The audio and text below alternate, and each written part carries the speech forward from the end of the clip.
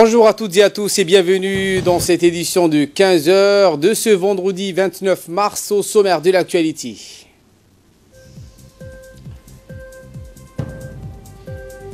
Les gardes-côtes clôturent une série de formations pour des jeunes djiboutiens.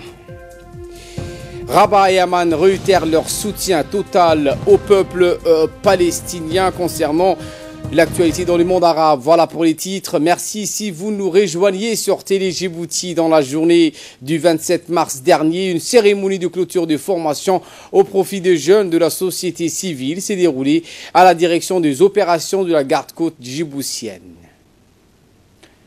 Cérémonie qui s'est déroulée sous le haut patronage conjoint du ministre de l'Équipement et des Transports, Mohamed Abdelkader Moussa Helem, et du commandant en chef de la garde-côte djiboutienne, le colonel Waïs Omar Bokoré. Cérémonie assistée également par le ministre de l'Éducation nationale et de la formation professionnelle, Moustapha Mohamed Mahmoud. Deux formations, l'une axée sur la plongée sous-marine et la deuxième sur la mécanique navale ont été ainsi mis en place durant 6 mois. 15 jeunes ont suivi avec succès la formation sur la plongée sous-marine, tandis que 30 autres jeunes, dont une fille, ont finalisé la formation sur la mécanique navale. La garde-côte djiboutienne a tout mis en œuvre pour que ces jeunes bénéficient de ces formations dans les meilleures conditions au sein du centre d'instruction navale de la garde-côte dans lequel ils ont résidé entièrement durant leur stage. Eh bien, les éléments de la garde-côte ont suivi donc une formation sur les techniques de lutte contre les incendies et le maniement des armes dont ont bénéficié près de 50 agents de la garde-côte. C'est tenu donc durant cette même occasion. Après la clôture de cette cérémonie de formation de jeunes issus de la société civile, les officiels présents ont assisté à une démonstration. Les éléments de la garde-côte qui avaient suivi une formation technique ont fait une démonstration de leurs acquis. La formation avait porté sur la sécurité maritime et la lutte contre les incendies. Formation importante pour répondre à la menace d'un départ de feu sur un bateau. La rapidité de l'efficacité est une mission prioritaire lorsque l'incendie touche un bateau. De 25 agents de la garde-côte ont été formés à cet effet. Par ailleurs, les éléments de la garde-côte avaient aussi une formation sur le maniement des armes. 15 agents de la garde-côte avaient suivi donc cette formation sur les différentes armes à leur disposition durant leur mission.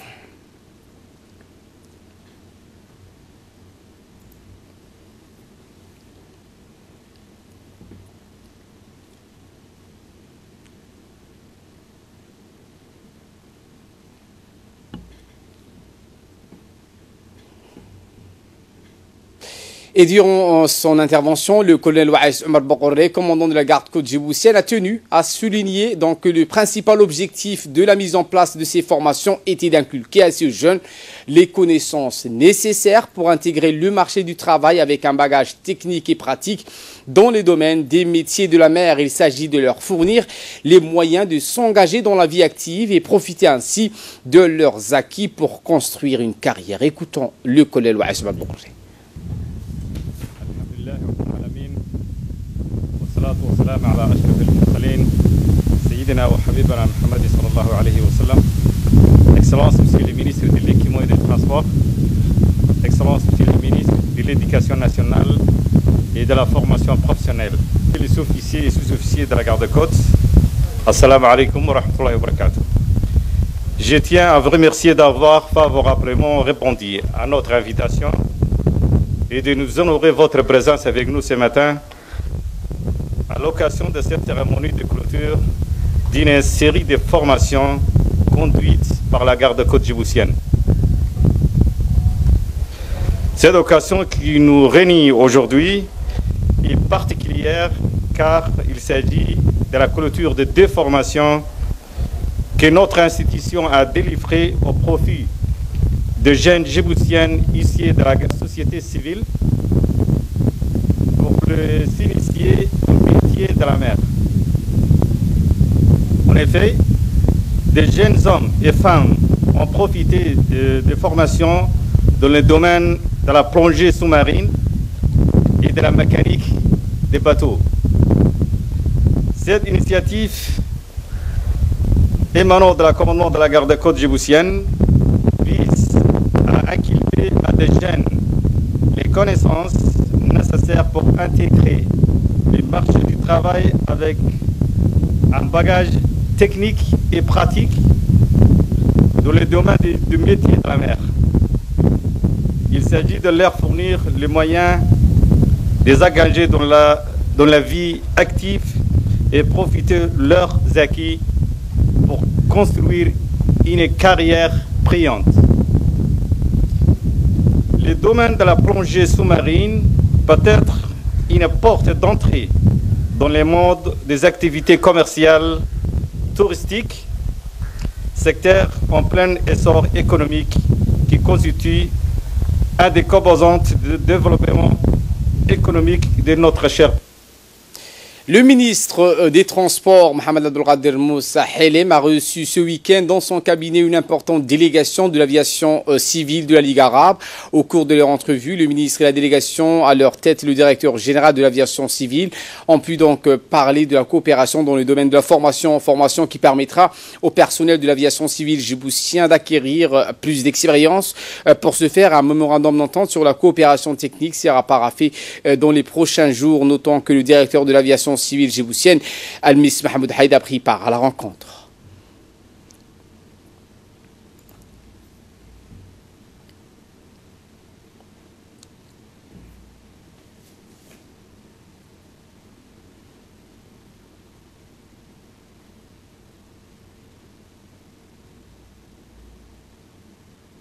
Autre actualité de ce 15h, le ministre de l'Éducation nationale et de la formation professionnelle, Moustapha Mohamed Mahmoud, a reçu également dans son cabinet le week-end la visite de hautes personnalités chinoises conduite par le directeur du département de la communication du Parti communiste chinois pour la municipalité de Tianjin, M. Xin Zemin.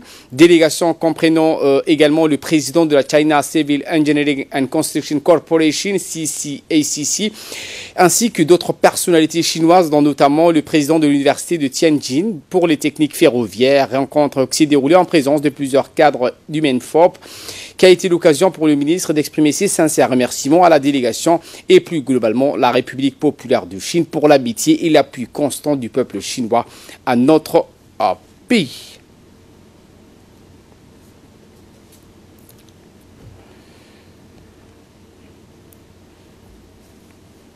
Depuis plusieurs semaines, l'Institut national de santé publique de Djibouti, l'INSPD, poursuit une campagne intensive de pulvérisation spatiale dans la capitale. Il s'agit donc de mener des activités de lutte contre les antivectoriels, contre la prolifération des moustiques et des gîtes larvaires afin d'éliminer les risques de transmission du paludisme qui est endémique dans notre pays. Par ailleurs, des équipes d'entomologie et d'agents d'hygiène ont également utilisé le procédé d'épandage qui consiste à répandre au-dessus des eaux stagnantes et dans les fosses septiques des solvants d'insecticides dont l'efficacité est avérée pour éliminer les larves de moustiques de manière conséquente. Dans le cadre de la Semaine nationale des femmes et sous l'égide du ministère de la Femme et de la Famille, la cité Nassib a organisé une marche de soutien à la politique du chef de l'État en faveur de la femme. Marche qui a vu la participation des leaders sportifs de cette cité, citant en l'occurrence M. Yassine Mahmoud Nour, ainsi que la directrice de l'antenne de l'UNFD de la cité Nassib, du président de l'annexe et des porte-voix des femmes à besoins spéciaux. Cette marche, qui a démarré par le champ de l'Union nationale, était suivie d'une course de série de 100 mètres qui a mis en lice les équipes féminines de la cité Nassib. Et pour clore en apothéose, c'est dans une ambiance festive que des médailles ont été offertes aux gagnants et aux gagnantes par les différents responsables et partenaires. Selon Ido Abdi Droblé, responsable des femmes à besoins spéciaux de la cité Nassib, cette marche se veut être le reflet de la gratitude des femmes de la cité Nassib envers leur président et la première dame à travers des multiples réalisations concrètes du 99 à nos jours en faveur de la femme. C'est ce qu'a précisé cette doyenne, beaucoup appréciée pour son langage ferme et son franc-parler, a profité au passage pour rendre également un vibrant hommage au président Guelleh Guinée, qu'elle a qualifié de dirigeant exemplaire. Notre président œuvre d'arrache-pied avec dévouement pour développer notre nation et les autres doivent suivre son exemple, dit-elle fièrement. Une cérémonie de clôture d'une formation en sûreté aéroportuaire, précisément en imagerie, s'est tenue le 28 mars dernier dans l'enceinte de l'aéroport international de Djibouti. À cette occasion, 24 personnes, dont 21 gendarmes et 3 douaniers, ont bénéficié de cette formation dispensée par des experts de la TSA, Transport Security Administration, du gouvernement des États-Unis. Formation axée sur l'utilisation et à la détection à l'aide des machines radio X, les objets interdits, tout pouvant compromettre la sûreté des passagers. Cette formation qui vient d'être clôturée s'est prolongée du 15 au 28 mars dernier. Les gendarmes des transports aériens ont bénéficié de 4 autres formations sur la sûreté aéroportuaire, notamment sur la détection des comportements malveillants en milieu aéroportuaire. Le haut commandement de la gendarmerie œuvre toujours pour le perfectionnement des gendarmes qui assurent la sûreté aéroportuaire aux normes internationales.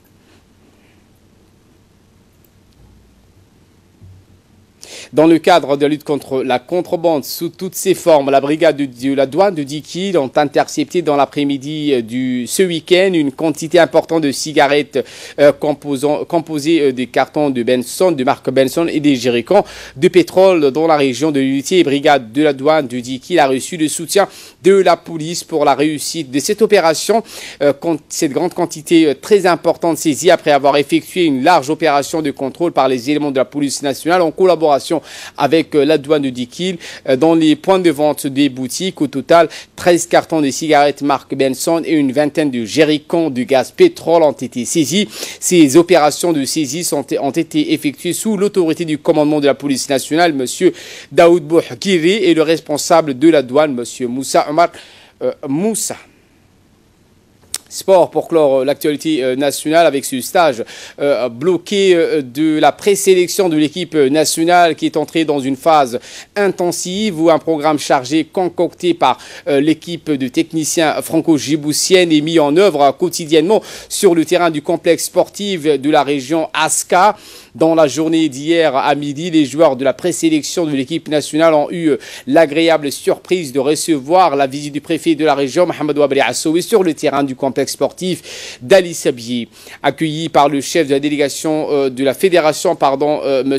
Ousmane Ahmed Ouaïs, le président de la Ligue régionale de foot, Adjibril Omar, et l'entraîneur national Julien Metz, ainsi que par l'ensemble des membres du staff technique et les joueurs. Après avoir salué chaleureusement les uns et les autres, le préfet a encouragé les joueurs à aller de l'avant et de viser loin. Mohamed Wabri Assoui a également salué les techniciens pour leurs efforts. En fin de compte, il a invité les joueurs à travailler d'arrache-pied pour hisser haut les couleurs nationales. Écoutons pour plus de précision l'entraîneur national, M. Julien Metz. Va jouer. Nos principes de jeu, nos valeurs, aussi la conduite à tenir, le comportement, les attitudes. Donc il fallait une bonne semaine, un programme avec entraînement matin, entraînement après-midi, de manière à transmettre tout ça. Voilà. Maintenant on essaye de tourner la page du passé, de regarder l'avenir avec optimisme.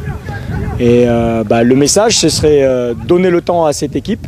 Ils vont y arriver, ils sont très attentifs, ils sont très disciplinés, ils sont passionnés de football. Et de là, nous passons aux nouvelles du monde. Je vous le disais en titre, Rabat et Amman réitèrent leur soutien total au peuple palestinien pour l'établissement de son État indépendant. Le roi Mohammed VI, président du comité Al-Quds, et le roi Abdallah II Ibn Hussein de Jordanie, partant de la sollicitude permanente qu'ils accordent à la question palestinienne, ont réitéré leur soutien total au peuple palestinien pour le recouvrement de tous ses droits légitimes et l'établissement de son État palestinien indépendant dans les frontières du 4 juin 1967, avec Al-Quds Est comme capitale sur la base des résolutions internationales pertinentes, l'initiative de paix arabe et le principe de la solution de deux États. Brexit, nouveau vote des députés britanniques sur l'accord de mai. Jamais le Brexit n'avait été aussi confus.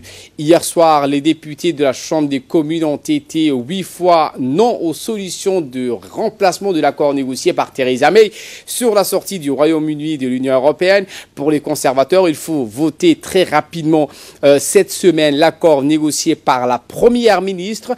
Cette soirée de mercredi témoigne de l'incapacité des députés britanniques à se rassembler autour d'une seule proposition. À Bruxelles, la Commission européenne ironise la situation. Voilà pour l'essentiel de ce 15h. Merci de votre fidélité. Restez avec nous. Les programmes continuent sur Télé Djibouti.